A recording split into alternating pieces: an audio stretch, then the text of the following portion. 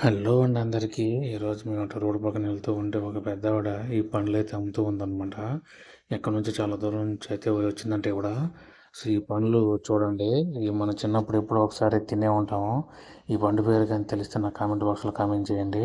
అడవుల్లో, కొండ ప్రాంతాల్లో మాత్రమే దొరికే పండ్లు కానీ ఇవి. వీటిని ఎవరు పండించలేరు. ఇకపోతే వీటిలల్లో అమ్ముతుందనమాట ఆమ. మనం వీటిని సోల, అరసోల అంటాం కదా!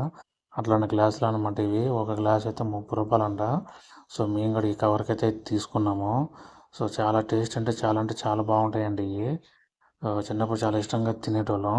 సో, చూసారా ఈ పండు పైన తొక్క అటు తీయంగానే పైన తొక్కంతా వచ్చేస్తది. లోపలైతే ఇంకొక పండు ఉంటదనమాట. దాని లోపలైతే గుజ్జుంటది. సో, దీన్ని ఇట్నే మనం డైరెక్ట్‌గానే తినేయొచ్చు. లేకుంటే ఆ గుజ్జున తినొచ్చనమాట. ఈ పండ్ల పేరొచ్చి బిక్కు పండ్లనమాట. సో, మీరు కూడా తినుంటే నా కామెంట్ బాక్స్‌లో కామెంట్ చేయండి. ఈ వీడియో గాని నచ్చితే లైక్ చేయండి. నా ఛానెల్‌ని సబ్స్క్రైబ్ చేసుకోండి.